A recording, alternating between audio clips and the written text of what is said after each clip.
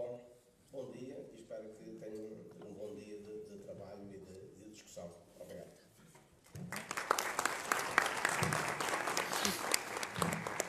Bom dia a todos. Bem-vindos ao Departamento de Comunicação e Arte. Bem-vindos ao Internet Day. O Internet Day, tal como já disse o Sr. Vice-Diretor, é um evento que já tem alguma regularidade.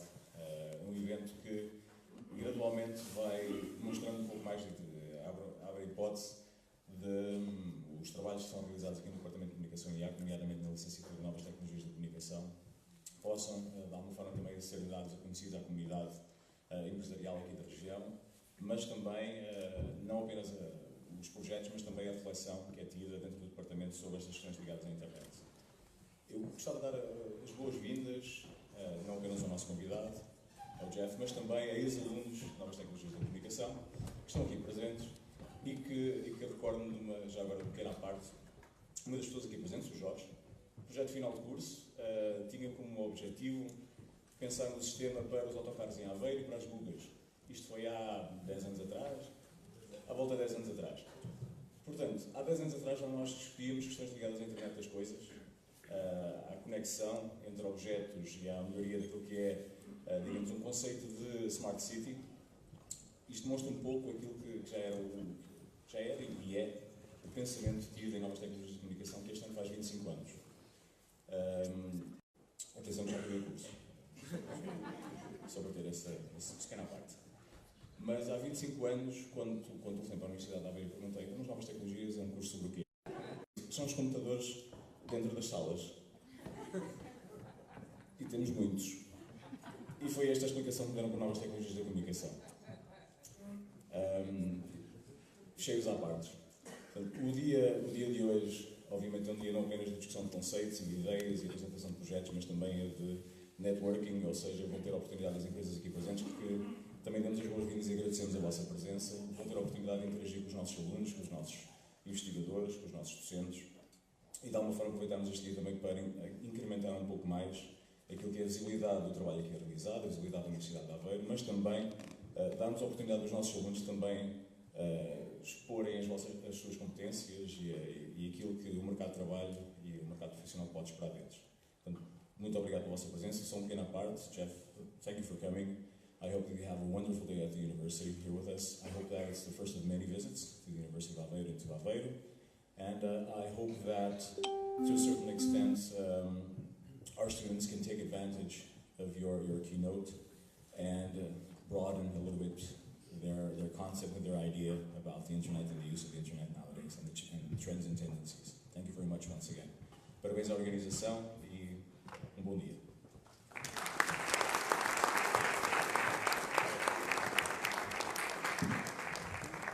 Bom dia a todos, mais uma vez. Nós hoje estamos aqui para celebrar o Dia da Internet, que eu diria que neste departamento e na nossa área de Ciências e Tecnologias de Comunicação, o Internet Day é todos os dias, não é? Porque nós todos os dias estamos permanentemente a lidar com as tecnologias da internet, no suporte, enfim, aos diferentes tipos de trabalhos de natureza académica, de investigação que fazemos, não é? Portanto, o Internet Day é de facto todos os dias aqui no departamento. Hoje é um dia especial porque internacionalmente está estabelecido que todo mundo comemora o Dia da Internet e, portanto, nós também nos associamos com esta iniciativa já há 3 anos. Eu não me vou alongar, queria só agradecer a todas as pessoas envolvidas na organização do dia, em particular aos docentes, aos investigadores, aos muitos estudantes que estiveram a trabalhar durante várias semanas, eu diria até alguns meses, para que este dia hoje corresse impecavelmente. Ao American Corner da Universidade de Aveiro e à Embaixada dos Estados Unidos por ter mais uma vez apoiado a deslocação e estadia de um investigador, de um professor americano, para estar connosco hoje. E naturalmente às empresas, que são parceiros absolutamente fundamentais nesta comemoração, porque esta articulação entre docência, entre ensino, investigação e depois a sociedade é para nós absolutamente fundamental em tudo o que fazemos nomeadamente no domínio da investigação, na nossa unidade de investigação de Genebra. Portanto, agradecer a todos, muito obrigado pela vossa presença e pelo vosso contributo para que este dia tenha a comemoração que merece. Eu acho que vou já aproveitar para introduzir o nosso convidado, que vai fazer o keynote desta manhã.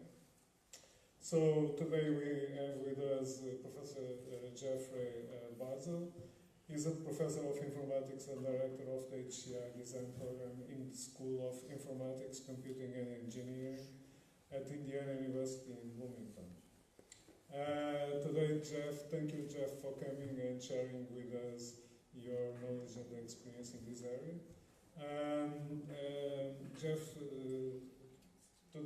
Jeff's talk will be titled "What Rhymes with Critical Design," and I think it will be a very inspiring moment for all of us. So, welcome, Jeff.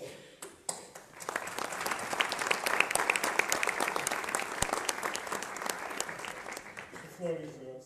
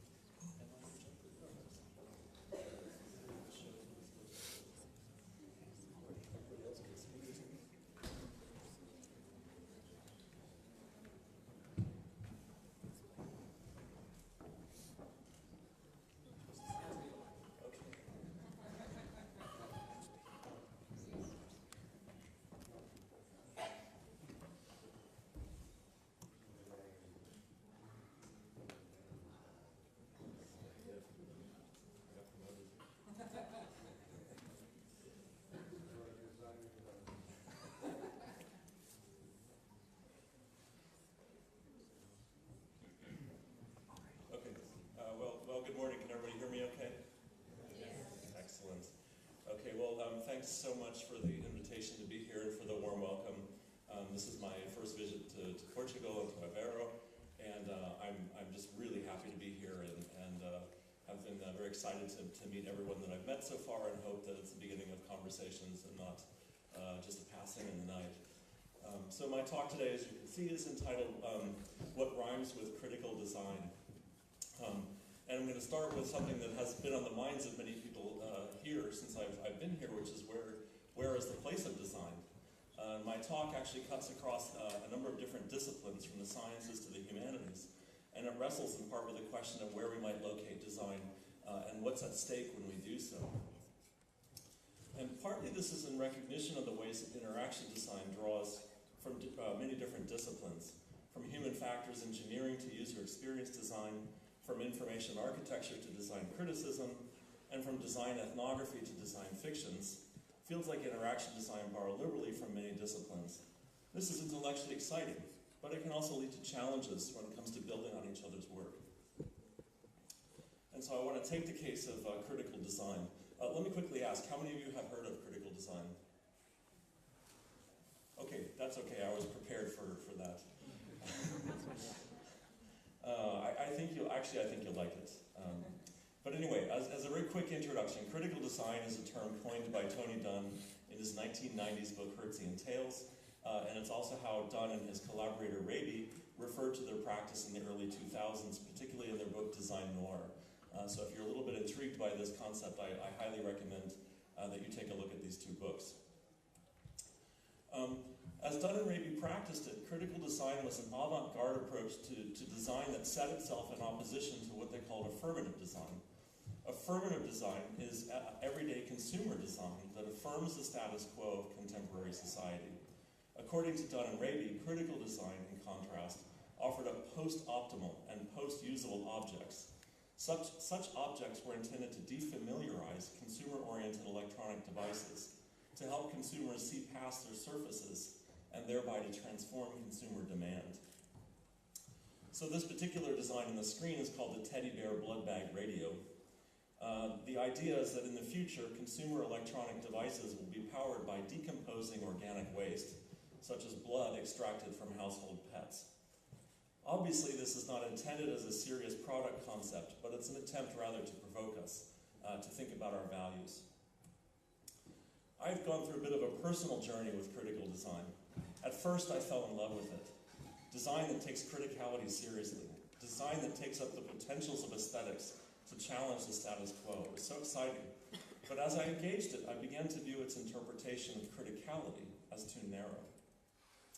It seemed to me that Dunn and Raby had taken a 2,300-year-old tradition in the West and reduced it to a simplistic version of Marxism. I loved the idea of design that was critical, but I felt that to move forward with it as a community, we would need to redirect it away from Dunn and Raby and put it into a much larger conversation, a conversation in which all of us can be participants, about how we hope design might serve critical purposes. So my thesis today, I'll try to be very explicit, is that critical design is not realizing its potential. And it's unclear how relevant communities, all of us, design, HCI, media arts, should move ahead. And my argument is as follows. Design epistemologies, which is a design as a way of knowing, are often treated as though they are distinct from other theory and other epistemologies or ways of knowing. Design epistemologies are hard to improve without reinventing wheels developed in those disciplines. And finally, what I suggest is that if we turn to the contiguities, we turn to the connections between critical design and other forms of design, and between design and other epistemologies, it provides us resources with which to improve this practice and the theory of it. So I'm going to start with the first of these, about how design thinking is cut off from other theoretical perspectives. And I put some slides here just to kind of help as roadmaps along the way. So the next few slides I'll be talking about trying to establish design theorists have indeed cut themselves off from other ways of knowing. So I think all of us have heard the term design thinking, yes? We've all heard that, okay. And so design thinking is a way that IDEO and Silicon Valley have commodified design as a way of knowing, but there's also an academic tradition of this. Case Dorst, Brian Lawson, Nigel Cross, people like that. Have you read? Anybody read any of those names? Okay, good. So what they have argued is that designers have a distinctive cognitive style, and what they have tried to figure out was what that distinctive cognitive style is and to produce an account of it or an understanding of it.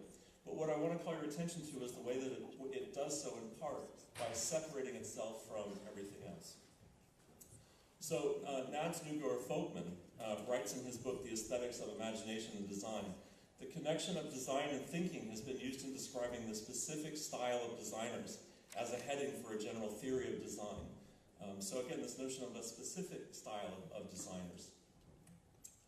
I don't know if probably some of you have seen this table. It's been used quite a bit. This is from Nigel Cross's book, Designerly Ways of Knowing.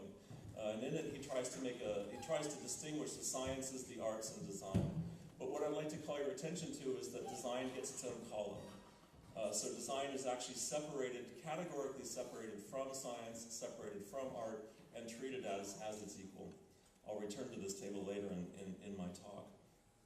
The same move can also be found in Johan Redström's recent book on design. He argues that design concepts do not look like the kinds of theory we are familiar with from other domains. So he too is moving design away from everything else. And as I read this work, I started to draw a picture on a napkin, as I often do, or a piece of paper laying around.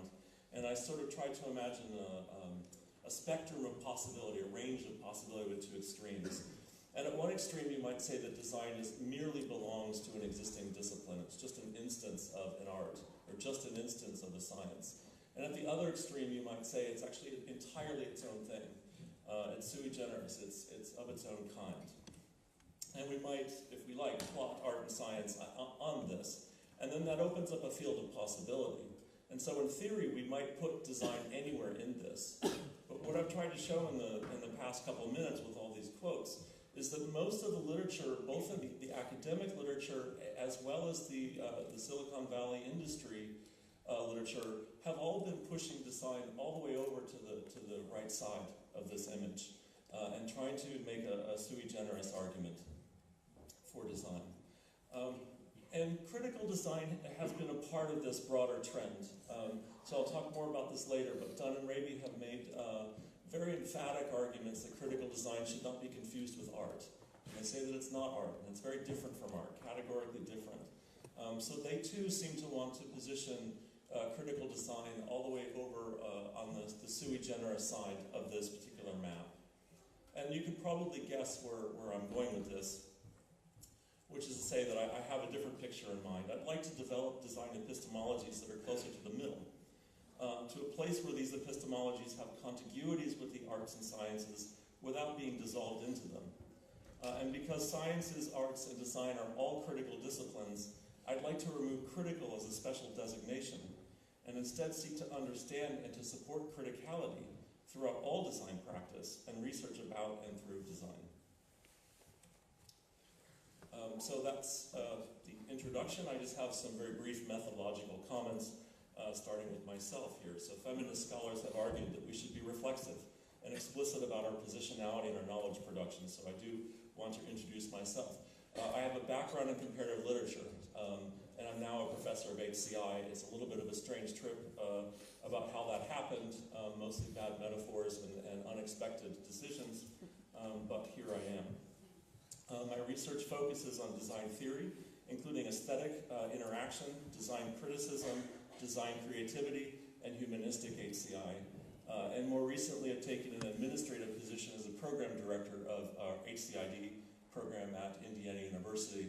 And as I've talked to a few people the past few days, that's really changed my perspective as I start to talk to parents and prospective students and can't say the usual stuff that I always say. Oh, design thinking, that's stupid. Because otherwise they won't come to my program. So I have to say, oh yes, we teach design thinking. Anyway, so I'm navigating those kinds of issues. I also want to talk a little bit about my method. You've gotten a glimpse of it today, but I do have training in the humanities, and I do like to use close reading as a methodology, and that means a very careful and very personal, intimate engagement with texts and works, including designs. I think one of the things that I try to do is to excavate, critique, and transform arguments that are often made in discourse and more implicitly in works of art and design. And as you will see today, as you've already seen, I cite a lot of theorists, and in some ways you might say that their writings are my scholarly materials. And for my contribution, what I'm hoping to do is in juxtaposing some of these different theorists and ideas from different disciplines, I'm hoping to share with you a way that I see some alignments that might be a little bit surprising. Maybe see some relationships or some patterns, some deeper patterns that are often not made. And I do this through a practice of what I've started to call rhymes, mainly because I want to show some basis of similarity without reducing one thing to the next. And so rhyme was a metaphor I used to do that. Okay. And here's a slide I think I'm going to show 3 or 4 times today, because this is actually what I'm trying to do. So I'm a design researcher, and these are some research problems that my community is addressing. I'm sorry to say that I'm not going to solve these problems today, although I think I might make some headway. But I think these are not my design research questions. I believe these are research questions that are affecting our whole community, that are underlying a lot of work that's being done today, a lot of the conflict that's happening today, a lot of the debates are surrounding questions like these. So Nelson and Stolterman, for example, claim that designing is an act of creating what they call an ultimate particular. So the process of design, as it moves forward, it increasingly particularizes until you have a single actual concrete object. So for example, we don't build bridge this, we build this bridge. We don't build building this, we make this exact building in this exact location out of these exact materials.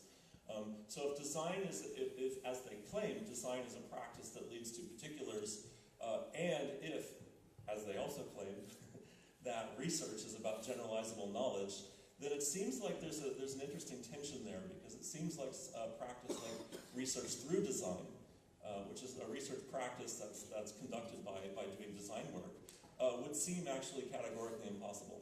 I don't think that's the case, but anyway, that's why it's a research question. Another question is, how can design as research rigor be achieved, articulated, and evaluated? There's many debates in our community about what the standards are for reviewing in journals and conferences, tenure cases, and this kind of thing. How do you document? What's the relationship between the thing that you make and the paper you write about it, and which is primary and which is secondary? So lots of debates there. Moving on to the third point. In 1995, Christopher Frayling wrote a very important and interesting article where he coined the term research through design, and he defined it as knowledge embodied in the design, which is really rich and very provocative. It was actually a magazine article in which he did that, and it was about 5 pages long. So as you can expect, he didn't develop or work out the ideas in any detail. It was a very quick sketch or survey. I don't think he expected that magazine article to have the influence it did.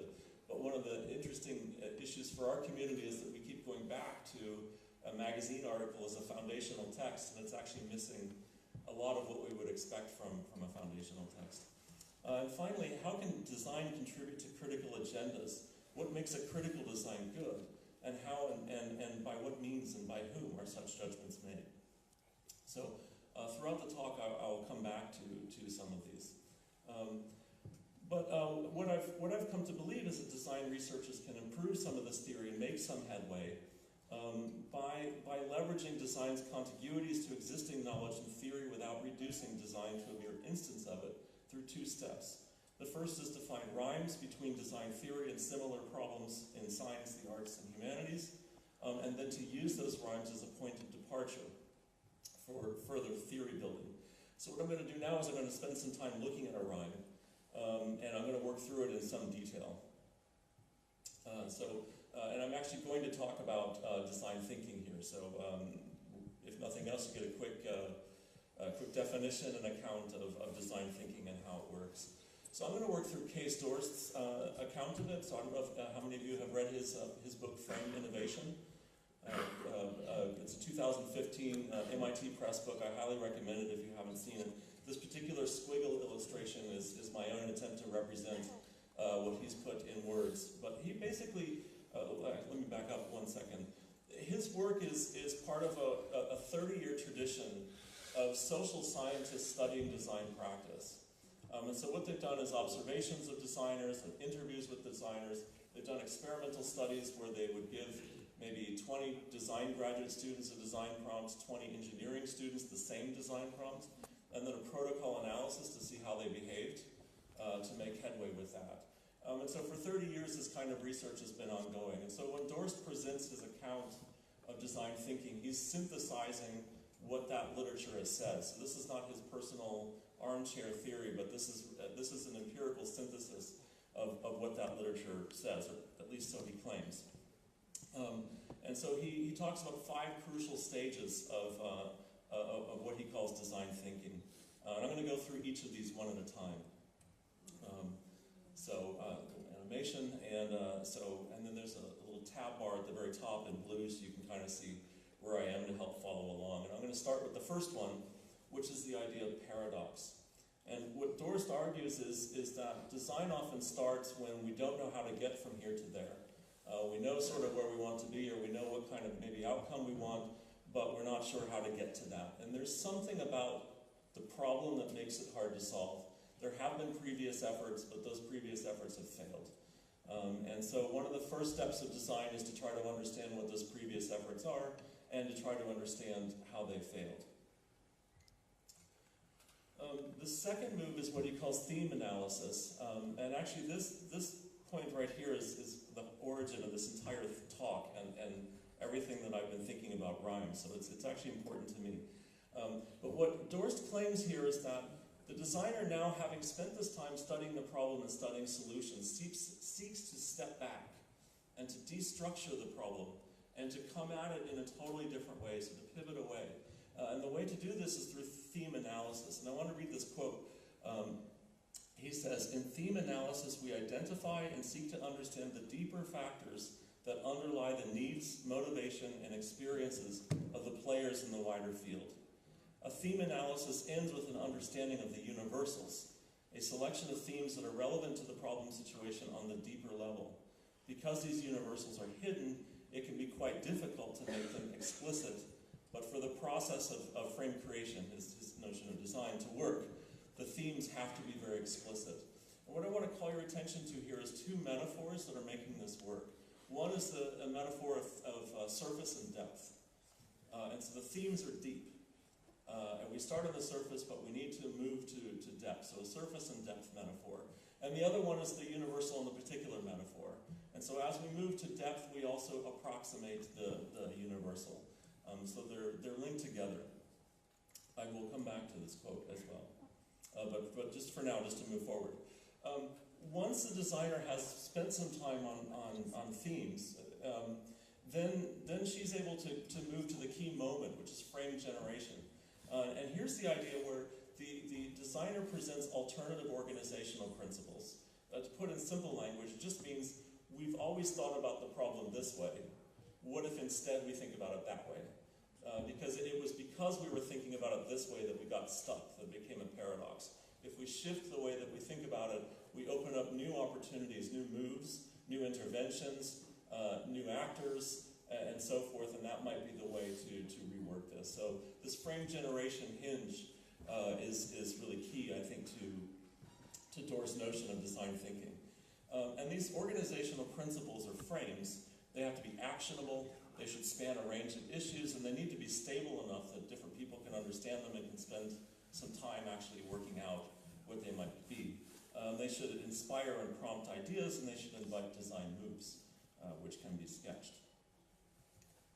And by the way, this is all very abstract. I'm going to give an example in just a moment, so bear with me. I just want to define each of the steps first. The solution creation, once we have new frames or new ways of thinking about it, it then becomes possible to think what the moves, the designs, the solutions might be. And so that's when designers propose concepts and directions and solutions within those frames. And of course, as she does that, what starts to become clear is maybe the frame was imperfect or not quite right, so we reflexively then shift and clarify and improve the frame itself. And so there's this nice dialogue and back and forth of new proposals and the clarification and emergence of frames happening together. And once this yields some kind of satisfactory outcome, you get to the pattern retention phase, where the design team retains the solutions and the patterns and the rationales that work. And I want to stress here, because especially for those of you who are going to go into, or maybe other students who are going to become design practitioners, one of your biggest contributions to your organization is not just that you make a good design, but that the solutions that you do become part of organizational knowledge that persists well into the future. And actually, in some ways, this is more powerful than any given design work that you do. So it's really important that designers document their work and that work gets translated into some kind of knowledge that can be used for the future. So now I want to give this is actually Doerr's example, this is not my example, of a case of design thinking, but he uses this one in several places. So the problem is that in an area of London, there's a bunch of pubs, and they close at 2 a.m. And you can predict what happens at 2 a.m. A bunch of drunk young people come out of those pubs. They're shouting, they're laughing, some of them get into fights. Maybe a half hour later, some of them urinate in the streets and other things like this. There's some misbehavior. And so not surprisingly, the neighbors start calling the police. And they're complaining about the noise and the public urination and the fighting and all the carrying on. And so the local police then send out units to try to monitor this and try to keep things calm. But what happens actually is that everything gets worse, because now the police are also yelling. And the police are also getting in altercations with the young people. So the law enforcement frame has actually made the problem worse. So the design move is to step back and say, well, wait a minute, what's going on here? Why are people going to pubs? What are the deeper themes? What are the deeper needs that are happening? And the truth is, very few people go to pubs in the hope that they're going to get involved in a fight, or that they're going to yell and they're going to disturb people, and nobody likes to urinate in public in the middle of the night. So instead they go to have fun, to be social, to relax. So is there a way to think about a way to address these particular needs in a way that will actually work? And so the frame generation move of the design team was, instead of seeing this as a law enforcement problem, to see it as if they were planning for a music festival. Because if you're planning for a music festival, you actually have all the same elements. You have young people, you have drinking, you have toilets, you have transportation. All of the issues that you have in the bars coming out at night, you also have in a music festival, and yet music festivals are pretty good at managing this. So if we reframe the problem from the one to the other, it becomes possible then to make moves. What are some of the moves? Well, one of them is that the subways close at 1 a.m. and the pubs close at 2 a.m. So you can either make those line up better, or if people are taking the subway there and then they don't know how to get home, you can create better signage to the buses which are still running. So a very simple solution, just create better signs, create better transit opportunities, maybe run a late night bus line to that area. You could add portable restrooms, you could give people inexpensive places to sleep it off, but it becomes obvious. The moves that you can make are not very hard, and you can actually solve the problems in a way that makes everybody happy. And finally, as for pattern retention, Dorst uses this story in numerous academic journal articles and in his book, and here I am for the third time in 3 days sharing the same story for an audience here in Portugal. And so the pattern is being retained, it's being perpetuated throughout the design research community. So that's an example of this. So far what I've done is I've talked through design thinking, or at least Dorst's account of design thinking. One might debate that, but for now I think it's fairly workable. But what I want to do is shift gears, and I want to show you something completely different, and yet that I think has a deep rhyme with all of this. So what rhymes with design thinking? I'm going to argue that critical interpretation, what I learned as a literature student, rhymes with design thinking. And I'm going to go through this step by step and try to really demonstrate why I see it this way. And then if you see it the way that I do, I think you'll also see that it opens up a tremendous number of resources and opportunities to improve our theorization and our pedagogy of design thinking, both in the research community and also in everyday practice. So I want to start with trying to define what is interpretation in the first place. And I'm going to turn to Charles Taylor, who wrote an article in 1973 called Interpretation in the Sciences of Man. He was trying to define interpretation in the social sciences. But look at his definition. He writes, "A successful interpretation is one which makes clear the meaning originally present in a confused, fragmentary, cloudy form, such that what is strange, mystifying, puzzling, contradictory is no longer so, is accounted for." I hope you can see he's using almost exactly the same language that Case Dorst used to talk about where designers start when they're working. Here's Peter Lamarck. He's a philosopher of aesthetics who specializes in literature. He writes, "Interpretation is called for wherever there is need to make sense of something that is initially puzzling or not open to any obvious construal." So again, he's got the problematic situation is the thing that drives interpretation. It's the cause. It's what kicks it off. Moving on to thematic analysis, I mentioned earlier that Dorst's account of theme analysis was the genesis of this talk. One of the issues was that in the chapter where he lays out his vision of design thinking, each of the 5 stages that he showed, he wrote several pages about, except theme analysis. He only wrote 1 paragraph. And as a reader, I was frustrated because I thought, but this is the hardest thing, and tell me how to do this. And you've only written 1 paragraph. And so my first reaction was one of frustration and feeling like there was this gap in the book. And then I thought, wait a minute, I have a PhD in literature. I'm supposed to know how to do theme analysis. Someone already taught me how to do this. And so I just turned to some of my books in literature to see what they said in literary theory about how to do theme analysis, just basic books that you would give to an undergrad. And when I looked at their definitions, I realized that they actually fit beautifully with what Dorst was saying. And I thought, well, I could write those missing pages that Dorst didn't have. So here's Eileen John. She's also a philosopher of art. She writes, A theme is what a literary work is about at a more or less general, abstract level. This notion of aboutness typically carries with it the further idea that themes articulate what works are significantly or importantly about. So aboutness, I think, is sort of the key idea here, but also notice generalization and abstraction. The work is particular, but the themes in some sense are universal or general, the same kind of general particular move that we saw earlier. Here's Peter Lamarck again. We expect a literary work to exhibit and develop organizing principles or themes that provide unity and value in the work beyond the immediacy of the subject. Here's a surface and depth metaphor. Inviting reflection on matters of a more universal human condition. So again, universal in particular. So the same sorts of underlying logical structures we see in design thinking are being worked out in an entirely different field by people who've never read or heard of Case Dorst, but with strikingly similar language. If we move to Dorst's notion of frame generation, again, you'll find the same thing happens here. This is Frank Sibley, who's another philosopher of art. He writes, "The greatest service of the art critic is to point out, isolate, and place in a frame of attention the particular features of the particular object which make it ugly or beautiful. For it is difficult to see and hear all that there is to see and hear." And to kind of help you relate to this quote, imagine yourself in a museum, in an art museum, or you go to a church or a temple in a different culture.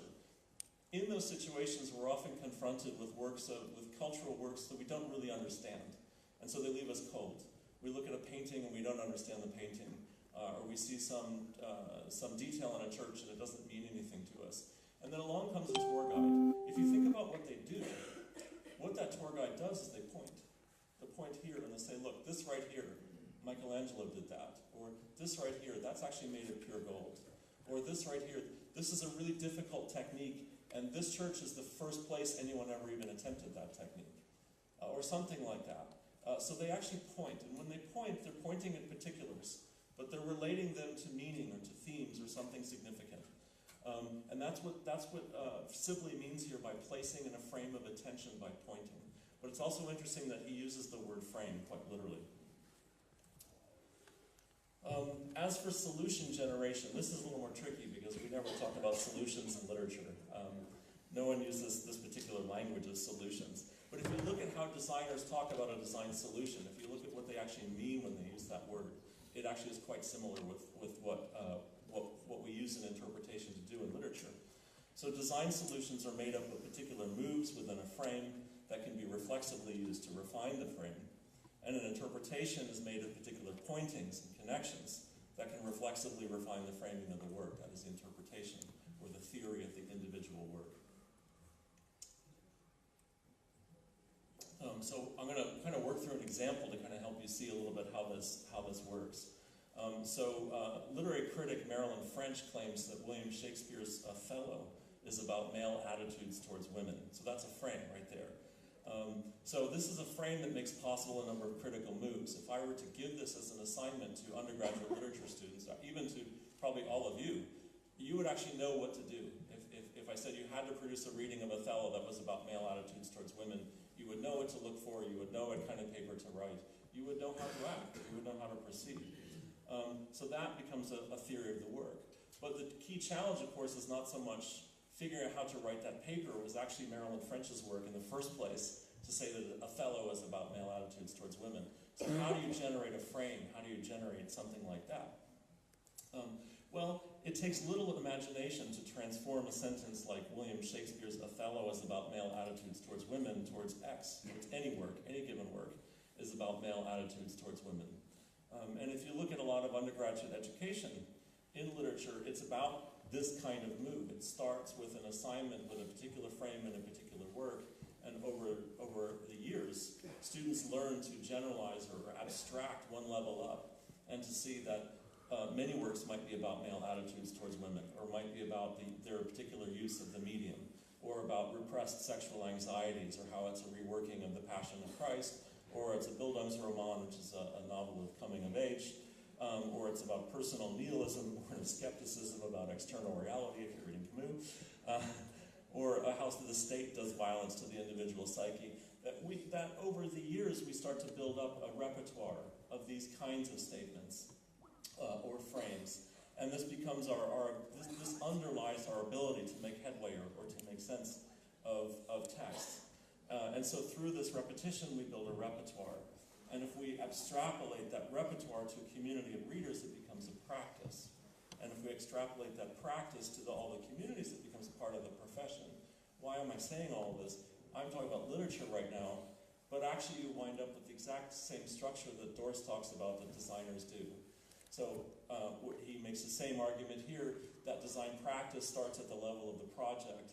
As certain processes and activities seem to work, it then abstracts up to patterns retained about the level of process. And as certain processes sort of work, that abstracts up one more level to the level of practice, and then practices become comprised of profession. And so what I'm trying to argue here is not only step by step are there rhymes with the different individual elements of design thinking and critical interpretation, but I also want to show that the growth of the individual through pedagogy actually also yields a similar process and a similar outcome in this, which is an entree into the profession, and a profession characterized by a certain type of repertoire. So I'm just going to, everything I've just said, I'm now going to put on a single slide for you. I'm going to build it up just as a way to try to synthesize and summarize, because I know it was a lot to throw at you. But I'm going to lay out this rhyme more schematically now. So basically what I've argued is that design problem framing and critical interpretation both engage an important but paradoxical individual. In the case of design, that individual is a problematic situation. It might be a business problem, could be a societal problem, could be a bad process. In the case of a work of art, it could be an intriguing yet elusive aesthetic quality, a noteworthy creative achievement, a long-standing socio-political problem perpetuated in cultural works such as racism or sexism. And that this activity, this engagement actually unfolds in fairly similar ways, which is a personal, subjective intimacy via acquaintance. So if you're in high school, you're having to study poetry, you read the same poem over and over again. You try to see what it means to you. You try to actually feel for yourself what the poem is trying to make you feel. So it's a very subjective, felt understanding. If you think about the buzzword in user experience industry today, it's empathy. Everybody's talking about empathy. When I talk to design directors I'm trying to get them to hire our grad students, and they're all saying, well, can your grad students achieve empathy with users? It's the same thing. It's the same underlying thing.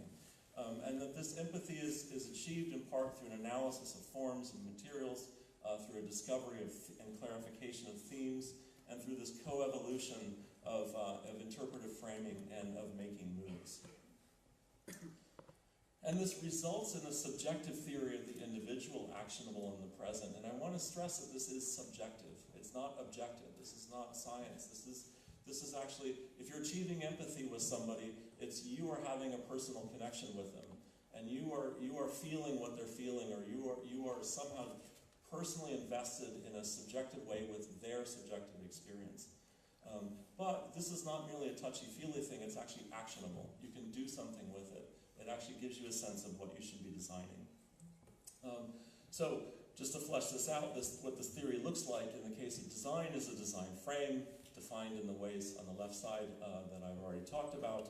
And in the case of a critical interpretation, it's a communicable way of framing attention of a work according to its importance, significance, also an expression of its aboutness or its significance, an account of how its particulars cohere or add up to a whole.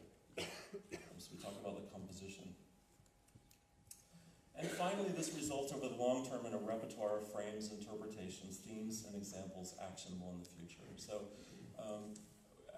back at the beginning, I said my methodology was to use a lot of quotes, was to use the scholarly writings and discourses as the materials that I work with. And I hope that by creating juxtapositions, you can see relations that might have been hidden before. This is the primary one that I want you to see in this particular talk. I have a couple others, but they're much shorter. So now I want to return a little bit to critical design now that we've been through this and start to think about what this kind of approach has helped us to do or to see about critical design. And here again, I just refresh your memory. about these design research questions that I showed you earlier in the presentation.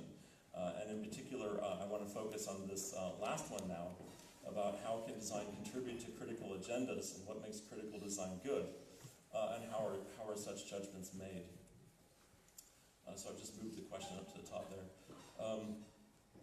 So here what I want to show is the historical role. Often when we think about critique today, we think about critique as sort of an attack on the status quo, or a way to pull out the rug from under hegemony or authority or patriarchy or what have you. And I think that is an extremely important role of critique, and I don't want to minimize it.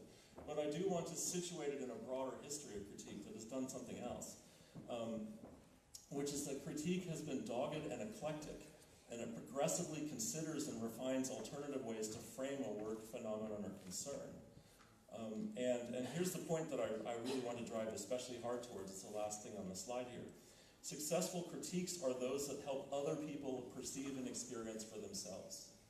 So when I was teaching literature, I didn't want to tell somebody what a text meant. I wanted to give a person the tools that they could find for themselves what the text meant to them. It's a different kind of activity, and I think one of the roles of design today, when we're trying to understand user needs or communicate needs to an organization or practices and so forth, is that we're not so much trying to represent the need in an objective and sterile way. What we're trying to do is to help the engineers and the marketing people and the project managers. We're trying to make them come alive to the users. We're trying to make them feel for themselves what's at stake in the work that they're doing, as opposed to just sort of purely cognitively and rationalistically just understanding all the facts. So this idea of helping others to perceive and experience for themselves, I think, is key, and that makes people more insightful. It makes their experiences more worthwhile. And it also makes every situation a little bit more actionable. And this is really important in participatory design and co-design. If you can bring a team of people, especially different disciplines and different abilities together to experience subjectively together, intersubjectively, it's a very powerful thing. So to try to help understand critical design, I now turn very briefly to Nelson Goodman, who makes this interesting argument. He wrote an article called "When is Art?" And he did this because he could not answer the timeless question of what is art. He tried and failed to answer what is art. He felt that the philosophy community had failed to answer what is art. And as a result of that failure, he gave up on the question and he changed the question, another reframing, you might say. And he changed it to when is art? And he pointed out that a rock in the street is just a rock in the street, and nobody would call that art. But if you take that same rock and you put it in a museum, you put it on a pedestal, you put it with other objects, and you label it the right way, and people start to hermeneutically engage that rock, all of a sudden it's functioning like art. So he was just trying to say that art happens in certain situations and circumstances. The best way to understand it is when rather than what. And I think we can make a similar argument about critical design. And this comes back to the question of how to evaluate it, how to recognize it, who gets to do it. I want all of you to do it. That's my short answer. I don't want just Don and Ravi to do it. I want everybody here to do it. And I think that design is critical when it helps others perceive and experience for themselves a work, a phenomenon, or a concern in a more insightful, experiential, worthwhile, and actionable way than they could have done themselves. So this is what I would like to argue as a goal for design that is critical. And I hope that all of us, whether we're researchers or future practitioners, can do this. So far what I've argued, to kind of step all the way back now, what I've argued is that many theories of design have tried to push themselves all the way over to the side and treat themselves as distinctive. I think there's been a loss in that. I said, let's move it back to the middle. Let's explore the contiguities between design and other areas, and I've developed one contiguity between humanities, my background, and design thinking. There's many others that are possible. But what I haven't done is I haven't really offered any account of why all those theories ended up so far on the side in the first place, and I'd like to do that very quickly. So to return to this picture, if there's so many benefits to moving design ways of knowing into the middle, how come it got shoved over to the right in the first place? And actually there's some good answers to that. But what I want to do that is go through two more rhymes. These are much shorter, don't worry, than the previous one. And the first one has a fancy name, but it's something you all know what it means. It's called the medium specificity hypothesis in philosophy, but much simpler than that. If you've ever read a book and then you've seen a movie based on that book, and you complained about the movie saying, oh no, the book is so much better at getting at psychological interiority and a movie couldn't do that. If you've ever said something like that, you're basically talking about the medium specificity hypothesis, which is that a particular medium is best at achieving a certain aesthetic effect, and that the best uses of a medium exploit that capability. Why does this matter? Well, let me explain why. Philosopher of art and film Noel Carroll discusses the rise of film studies in the mid-20th century. And when film studies was first making a name in developing theory, it claimed that film was essentially different from photography because it was a time-based medium, and film was about movement. But Carroll argues, what was really going on is that film scholars wanted to separate themselves from departments of photography. They were making a pragmatic argument. Film was unique or essentially different from photography because they didn't want to be in the same department. Not because they didn't like them personally, but because they felt they couldn't set their own agendas. They weren't able to set their own criteria when they're reviewing journal articles or they're writing journal articles or papers or books. If they have to explain film as moving photography, it makes it hard for them to do what it is that they want to do. And so they argued that film was essentially different, actually just as a way to kind of push the other disciplines aside to give themselves breathing room so they could set their own agenda. So what I'm arguing here is, and from Carroll, is that the medium specificity hypothesis is a political move just to help build new scholarly institutions, to create a new department or create a division of a department with different leadership and different criteria. So that was one rhyme. I'm going to give another one that makes a very similar kind of argument, and it's called the aesthetic attitude theory. And this is very popular in the 1930s and 40s. And the aesthetic attitude theory is that when people engage art, they enter into a very special cognitive state that's essentially different from the experience of non-art. And they were using this to justify the arts and to say why the arts are important to society and why they should continue to get funded. But recent neuroscience has actually done fMRI imaging of people having aesthetic experiences. And one of the things that they have argued is actually there is no art module in the brain. It could have been the case that there was, but there isn't. They've argued that the brain responds to art by using brain structures involved in perceiving everyday objects, structures that encode memories and meaning, and structures that respond to our enjoyment of food and sex. So there isn't an art module in the brain. So why this argument? Well, again, it's a political move. What was happening at the same time in the 1930s and 40s was that logical positivism and the sciences were starting to crowd out the humanities and the arts. And people were anxious about that. And they felt that they were unable to do the work they wanted to do and to pursue the values they wanted to pursue when they were held to standards of logical positivism and to those kinds of arguments. And so they posited this alternative thing, which turned out not to be true, in order just to make space for themselves.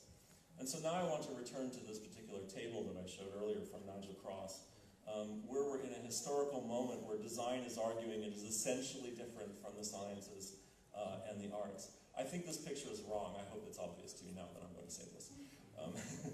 And I think if you look at it, you will say the same thing. You could take any cell, any one of these cells, I'm pointing the wrong way, and move them in any column, and you will say that it still works. Designers use analogies and metaphors. Scientists are practical and ingenious. And artists and critics are concerned with truth and analysis. You could move anything anywhere you want to, and it all makes perfect sense. So I would say rather than reading this as a serious epistemological argument, as a serious argument about the nature of design as a way of knowing, that actually it's a political argument. And it's a move against the organizational power of engineers and MBAs. That's what's happening in And you have a design thinking triangle put out by IDEO of feasibility, viability, and desirability. And it's just an attempt to, because if designers don't do that, design is often treated as making pretty. Something that the engineers and the MBAs have already decided what it's going to be. And so by that point, they're at the end of the chain and have had no decision. But if you argue instead that desirability, you can argue for this triangle, then you can actually move design up in the chain and actually help shape the organizational activities and the priorities and what actually happens. So I think a lot of the design thinking literature is terrible theory of knowledge, but might be effective politically. Similarly, some of you may have seen this. This is a famous table from Dunn and Rady. It's called the A-B list. And here's where they distinguish between what they call affirmative design and critical design. And as you can see, it's just a long list of coordinated binary oppositions. And I can't even fit it on the slide. It just keeps going and going. And of course, affirmative design is what they're trying to critique, as I mentioned earlier, and they're trying to associate their work with the right column. So basically, the A column is the bad guys, and the B column is the good guys. But again, it's the same problem, because if affirmative design is about problem solving and critical design is about problem finding, then those 30 years of research into design actually were entirely wrong. In other words, everything we know about design has to be wrong for this table to be true. Either that, or there was never any such thing as affirmative design in the first place. So this actually doesn't make sense and should not be. It should not be taken as seriously as it is as a theory of knowledge, but it should be taken seriously as a political move. Okay, so what I'm wrapping up now. I just want to kind of synthesize and summarize what I've been saying, because I'm hoping to maybe shape how you read and encounter some of these texts, and also how you position some of your own work. So to answer the question of what rhymes with critical design, I'm going to offer two types of answer. The first is to say that all design rhymes with critical design, because I think all design is critical. I think all design does some kind of critical work. It sees a situation that it finds improvable or unacceptable. It looks at different actors, it looks at different needs, and it seeks to intervene upon that, and I think it serves a critical purpose. I would also say that anybody engaging in any critical practice, so people who are in media studies or doing film studies or literary theory, are doing something like what critical designers are doing, because the criticality of critical design is not sui generis. It's actually the criticality that we've produced and inherited over a couple thousand years. So this is a substantive and epistemological argument, and the implication of it is, I think, that design that is critical can be judged and improved by building on its contiguities with other forms of critical practice, which will reciprocally be improved by their engagement with design. In other words, I think design will be better off by linking back to the arts and humanities better on topics of criticality. But I also think that it's invigorating for people in literature and in film to see how contemporary interaction design is embodying, carrying forward some of those traditions and reinventing and reimagining them. So I think that's very exciting. But my second argument is much more political and institutional, and that is that every new knowledge practice, every emerging knowledge practice sometimes needs to push others aside and create a little bit of elbow room, a little bit of room to set its own agendas, a little bit of room to define its own vocabulary, to position itself and to get a little bit of organizational power. And for this, my argument is, of course, go ahead.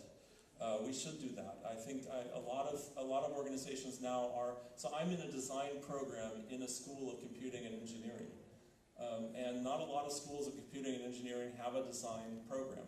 And I have a lot of colleagues that actually probably wouldn't mind if we moved to a different school ourselves. I'm not sure. I think mostly it's okay, but clearly this is happening now, and I think there's a lot of new design programs that are trying to create influence or trying to get connected into IT development. I think that's really healthy. I think that's desirable.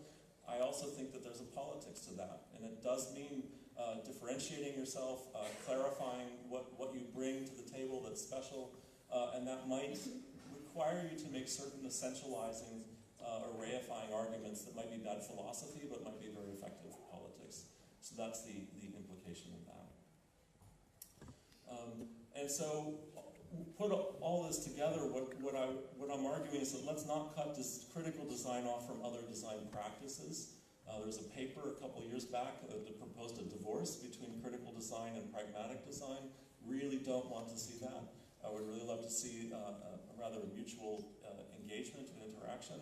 I do not want to cut critical design off from artistic, humanistic, or scientific modes of criticality. I've talked mostly about humanities today because that's my strength, but I certainly see equal and better arguments that could be made about science, philosophy of science. And above all, let's not confuse our political pragmatics with a good epistemology. Let's understand these are two different needs and pursue them separately. If we can do that, if we can do that, I think that actually helps us make headway with some of these questions by making this distinction between when we're being political versus when we're actually trying to work out a deeper epistemology. Because we need a good epistemology to answer the second one, what's rigor? And also the fourth one, what's good critical design? We need good substantive arguments to answer those questions, and sometimes our political arguments, I think, get in the way of that. And if this work can lead to that, then I think that will help lead to is design that is respectful of life, which I think is what we're really after here. Design that changes its world, design that aspires towards the utopian. So we're not just incremental, or we're not just serving a corporate need, but we're realizing that we have at least potentially the power to create radically better futures, and an obligation never to lose sight of that. Design that meaningfully democratizes, design that engages us and elevates us all. Design that we might call critical, or critical design. So with that, I'd like to thank everybody, especially American Corner and all those who've invited me, and this work has been supported by the National Science Foundation in the US and also a number of my colleagues. So again, thank you very much for inviting me here today.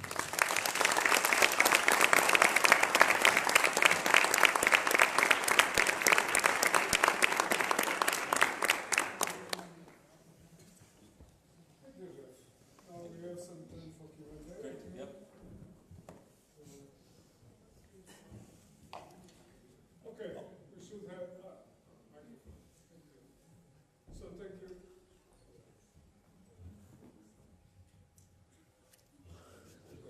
So thank you, Jeff, for your very inspiring talk. Now we have some time for Q&A, and so I don't know if there are some questions. Yes, Arthur? Thank you, Jeff, for a very inspiring talk, and thank you also for taking a brave step to declare publicly that design does need to reflect on the bridges that are urgent with other disciplines, rather than cornering itself for very much of a political agenda. I could not agree more. So thank you for that. My question really derives directly from the political issue, and it has to do with my concern for hostility. So how do we accomplish this in practical terms without alienating certain segments of the discipline which are clearly invested in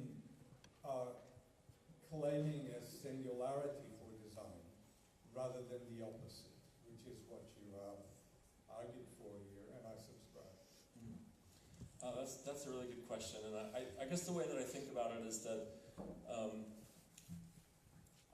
we actually talked about this at lunch yesterday a little bit. Increasingly, I've really been thinking about epistemological and disciplinary generosity as a way that I sort of position myself, and the way that I think about approaching the work that I do, both as a researcher and also as an administrator. And what that means is that when people are taking the kind of views you're taking, very firm views that are, especially that don't agree with mine, or that are essentializing and self-marginalizing, the first thing I want to do is to try to at least understand and respect why it is that they're doing that, and where they're coming from, rather than to say, no, you're wrong. You've got the wrong idea. You're not thinking about that the right idea. Just look at history. You're obviously wrong. Rather than to say that, is to try to understand what's driving it and what's behind it, and to respect that. And then from that respect, to try to understand how then can I engage, and how then can I encounter that. And partly that's why I came back in the second part of this talk and said, well, wait a minute, why did stuff end up over on the right side in the first place?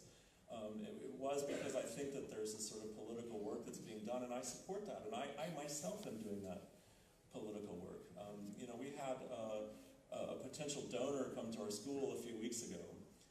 And then I and a bunch of other colleagues had to go into this meeting with this millionaire from Silicon Valley and basically sell the school. And so it was my job to say, in part of the school that you're potentially investing in has a design program, and here's why it's here, and here's what we do, and here's why we're different from everybody else and needed. And so I myself was engaging in those rhetorics. But I think, like I said, distinguishing between when we're doing that for perfectly legitimate political reasons versus developing an epistemology on which we're judging other people's work and we're judging careers and we're making research arguments. I think that's really vital because for that other thing we desperately need the connections to the other disciplines. So it's really about understanding the epistemological component versus the political component, and understanding when each one of them is at work. Right. Yeah, I think that's been my answer to this. But even prior to that, it's actually just a sympathy of, rather than disagreeing with people or coming in, you're wrong, it's actually trying to sympathetically understand why somebody's in that place to begin with. Yeah. Yep. There's that buzzword again. Okay, more questions?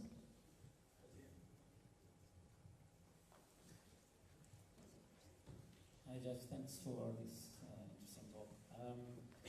I sympathize with your work with two things you said, specifically about selling the school and actually having to explain that design thinking works and all that stuff. Yeah. And but I also coordinate design programs in a school that is an engineering school that decided to create design programs. So it's sort of this double-edged sword. Anyway, I was wondering, from your experience, how do you deal with this duality? How these people manage to establish dialogue between engineers, designers? In our experience, we have around 10 years. Of course, it was an initiative of the engineering school, informatics school, to actually start this. And so the design was sort of this expanding of the engineering side into this other area that seemed to be interesting to cover. But there wasn't exactly a strategy of how to achieve this dialogue, and we're still working that out. So, and one thing that still puzzles me is really design a discipline, because it seems more like something that goes and gets dialogue with other disciplines, but it's sort of this no man's land that is sort of trying to make the most out of this dialogue with other disciplines, but doesn't seem to have its frontier in itself to be understood as a discipline. I wonder what you think about this. Right. Okay. Yeah. That's great. Two wonderful questions. So as to the first question about how we interact with, or our strategy for interacting with a school of computing and engineering, I mean, I'm going to be really honest. It's been a real struggle, and there's not hostility. I don't think I don't think anybody wishes we weren't there, but I do think that they think we're strange, and they don't know how to relate to us, and they see that we bring in money, we get papers published, we get awards, so they understand that we must be doing something right and something appropriate, and so in that sense, there's a legitimacy there that makes it not a problem. But it's actually been hard to work together, but I can say the place where it has worked, and I think if we'd been more deliberative about this much earlier, we could have been much better, is actually through students and PhD students. So when you get a PhD student, they form a committee that has 4 or 5 people. And once you sit on 4 or 5 committees with a colleague, you start to understand what they care about, what kinds of questions they keep asking of students, and what sorts of requirements for revision they always want. And over time, and of course we're seeing the work that their PhD students are doing, and they're seeing the work that our PhD students are doing, and and they're seeing how we're interacting with ours and vice versa. And so one way I think has been very powerful has been through the committee structure of PhD students and advising. To a certain extent, we've also done that at the master's level with the master's capstone, which is like a thesis, but it's a project, a final project. So it's also happened through advising on the master's capstone, and also very junior faculty who've come in, who've entered into an interdisciplinary school, and they're a little bit more plastic than some of the more older colleagues who might be a little more set and a little bit more rigid. So it kind of happens through people. It's very hard to force anything else. We have done some grant projects and other things like that, but I would say the most powerful has actually been through students. In terms of the role of defining design as a way of approaching that problem, the way I actually have some bonus slides. I'm going to show one now. This is something I actually made just to explain the student explain our master's program to prospective students. But it actually has come to take on a life of its own, and it was never meant to be shown in a venue like this, and I apologize for how it looks. But we have an HCI-D program, and I've tried to explain the relationship between the HCI and the D, and how that distinguishes us from other HCI programs in the US that don't have the D, or they do, but they don't mean it. And one of the things I've tried to do is to say, well, if you look at a design history, one of these big books that has a design history, you'll get something like the green bar at the top. It will typically start around the Industrial Revolution. It will typically walk through different movements and different eras that are often aligned with art movements, and also with particular industrial or technical inventions. And then it'll also be linked to certain disciplines that we know, like product design, industrial design, fashion design, graphic design, architecture. And so HCI has a much shorter history. It kind of starts really in the late 1970s. And so it tells a different story, and it has a different set of concerns and considerations. And so I use this picture just as a way to talk even about how design and HCI have slightly different stories, but they're coming, that's what it's trying to show. They're coming together, and we want to see that, and we're pushing as a group. It's our sort of ideology. We're trying to push these two different threads together. So this has been one way that we made that kind of argument.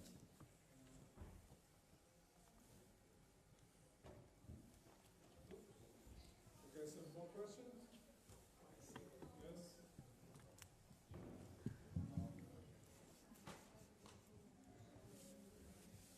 Hi, Jeff. Hello.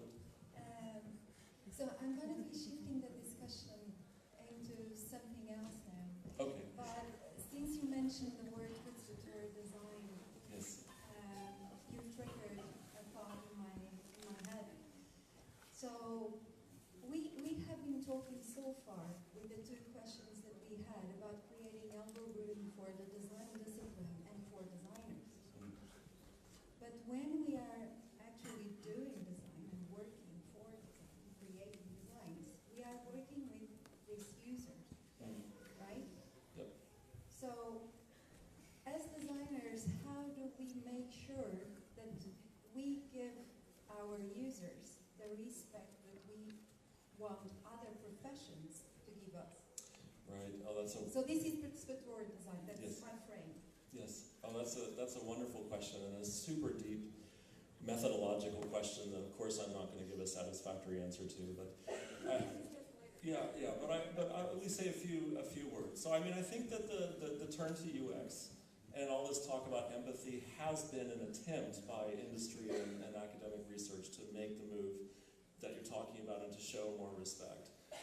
You probably know enough of me to know that I think that it hasn't gone far enough, and there's way more that we can do in that regard. But I at least want to recognize that I think there is a movement and a recognition of what you're talking about. I think with participatory design, and that goes back to the 1970s and the Scandinavian labor movement and so forth, has been a recognition that different stakeholders might actually have conflicts. And that one of the ways that we can respect each other, to respect them as designers, is actually not to play down those conflicts or not to minimize those conflicts, but actually to make them the basis of the conversation.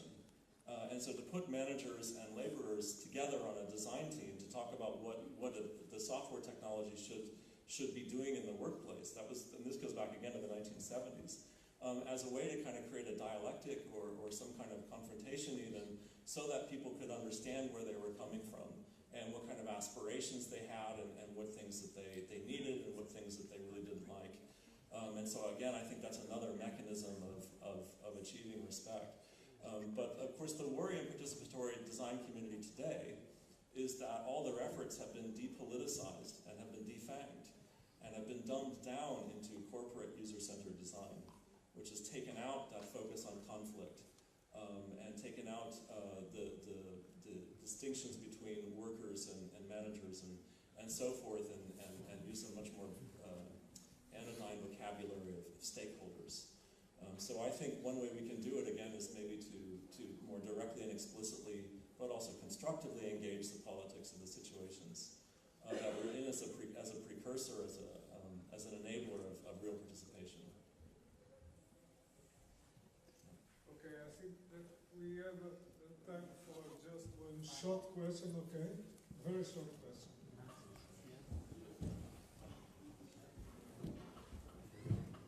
Thank you very much, Jeffrey. Thank you for this talk, which was very, very interesting. And from my special point of view, as I'm a sociologist, I think we are all in the same boat, if I can say this. And I'd like to ask you, it's some kind of rhetorical question, but this idea of an elbow room and creation of disciplines and specialization, I think it's at the root of our entire way of constructing culture and knowledge. And so it should be addressed as some kind of main problem, I'd say key issue in the research for a new paradigm in which we have to build bridges. Because we've been so busy in creating gaps and other obstacles to each other's understanding that I think now it's time to work on this.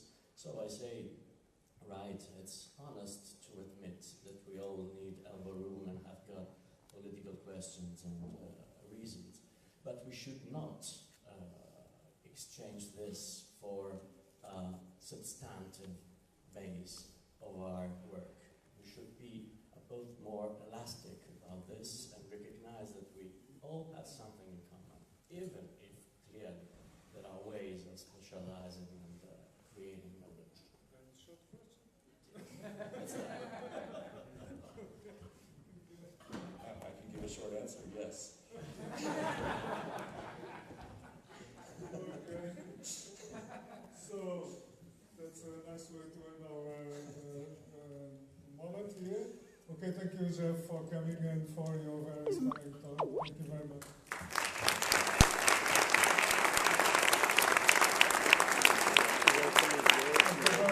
Agora temos um coffee break às 11 horas, começamos os trabalhos.